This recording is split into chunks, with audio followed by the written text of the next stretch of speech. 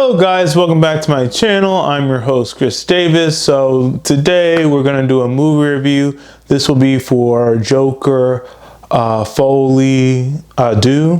Joker Folie, Deux. I hope I'm saying that name right. Last Tuesday I did a Boruto chapter review. It didn't get a lot of views. Usually those do get a lot of views, but I think I've gotten you all in the routine of Daima review, then an actual movie review. So we'll keep that going. But if you guys could do me a favor, just watch the Boruto chapter review. It's really good. I have an end card up here somewhere. But I'm gonna continue with the Daima review and then an actual like movie review. And then with Daima, if that finishes up, then I'll look at another series.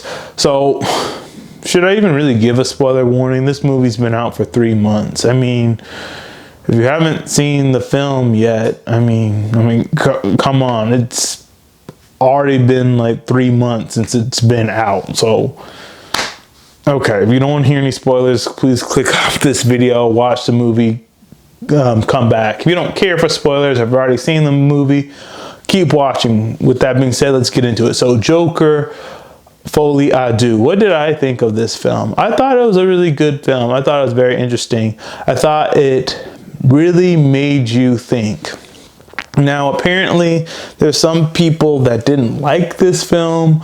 I definitely liked the first one better, but I thought this film was still good. For me, I was wishing, because it was Joker that had a lot more action in it, maybe him and Harley Quinn would be robbing some banks or committing some assaults or arsonery, crimes like that. But that doesn't happen. What this film's really about is it's dealing with the aftermath of the first film.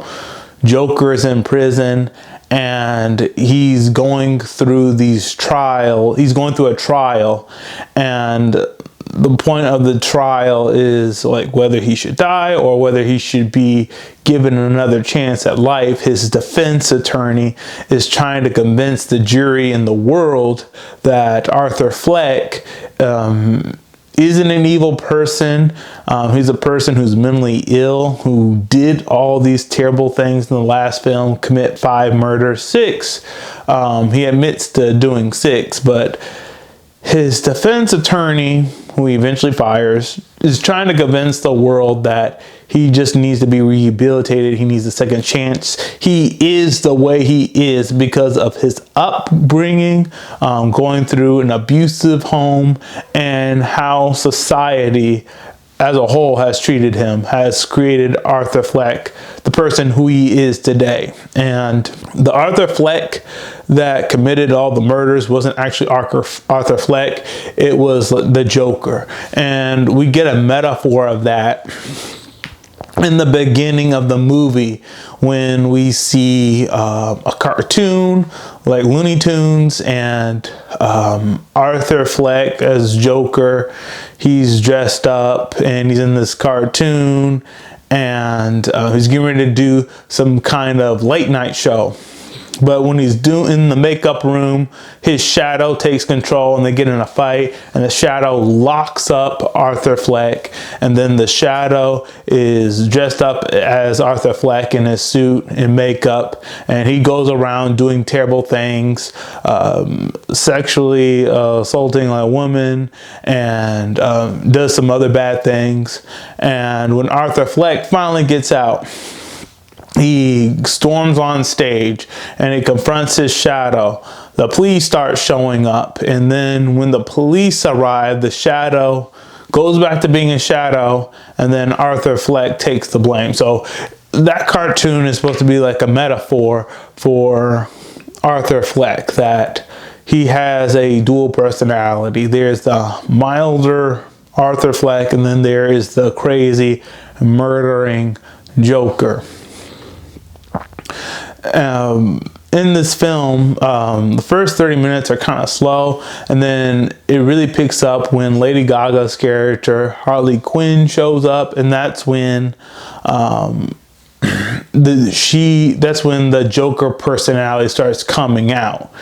And you can really see that Harley Quinn is the downfall for Arthur Fleck, because his defense attorney, what she was trying to convince the world of was, again, that this was a sick individual who did it, not an evil person, that he suffers from mental disorders from his childhood upbringing and from how society has treated him, and he needs counseling and he needs a second chance at life.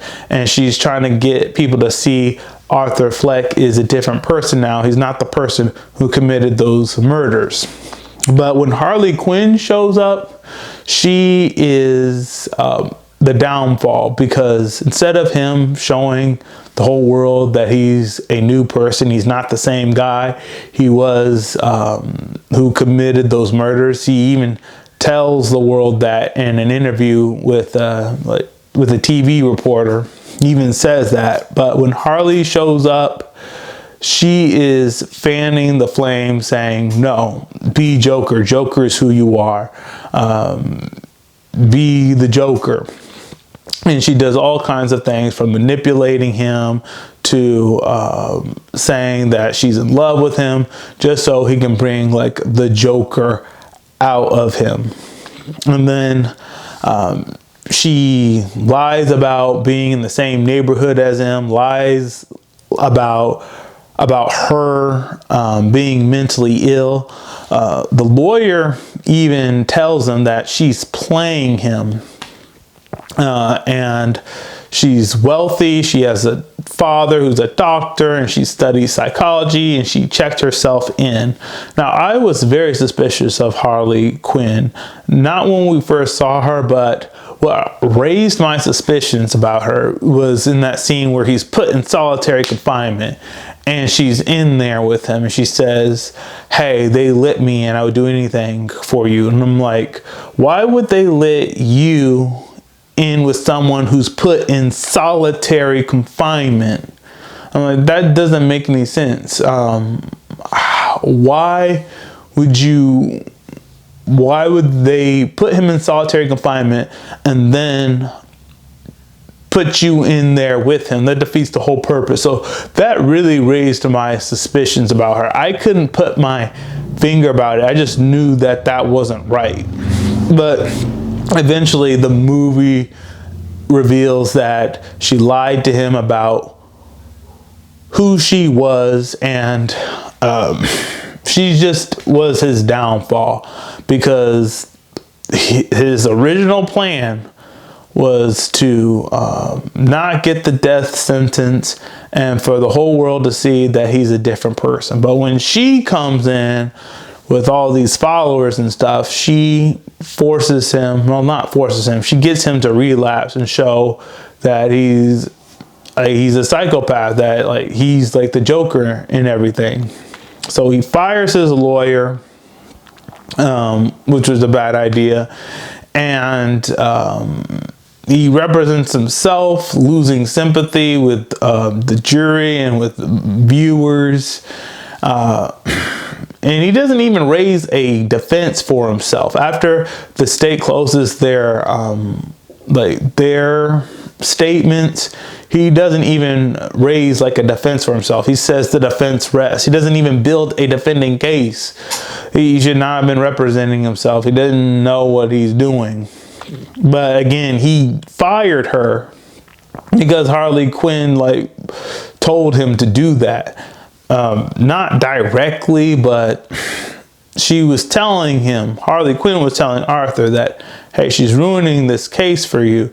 She's ruining that that persona of you're the Joker. And so he listened to Harley, and he fired his defense attorney, who was like on his side, really on his side. And then he has some kind of realization that, hey, I'm not the Joker.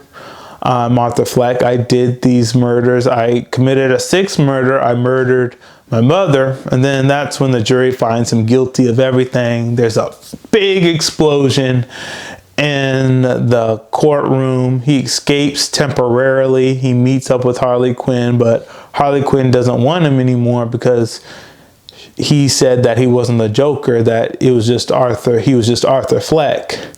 And she leaves him, and he gets captured, and he's back right where he started. And then he's on the way to see a visitor, which I wish we could have seen who that visitor was. Some inmate tricks him. He says, "Hey, I have a joke to tell you about a psychopath and a sad clown." And then Arthur's like, "Okay, if it's real quick, I'll hear the joke." And the inmate says, "Yeah, it's really quick." And then he says, I'm not going to tell the whole joke, but it ends with, "You get what you're blanking deserve." And then he shanks Arthur Fleck, and then Arthur Fleck is bleeding on the ground and he's dying. So I guess with this film, really what stood out to me with this film, the themes were like rehabilitation versus relapsing. And again, this trope with how like women can like manipulate men into doing things that they like shouldn't do, that they can have that power. Because if he just worked with his defense attorney, he could have possibly gotten like a probation and a way to get his freedom. But because he listened to Harley Quinn, which if we think about it, she really wasn't on his side at all. Because he listened to her, he messed up his own freedom and everything. So this was a good film. I like the first one better because I think we actually saw actual Joker.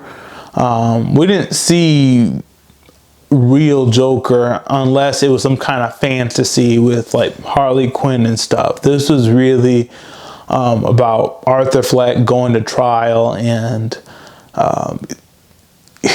they were trying to decide, like, does he deserve a second chance or does he deserve to die? And Arthur Fleck ruined his chance. And if it hadn't been for that car explosion, he might have died right then and there by going to the chair or lethal injection or something. But that car bomb went off. He escaped temporarily. He got recaptured, but eventually he did die in prison. Not through like a lethal injection or the chair, but an inmate killed him.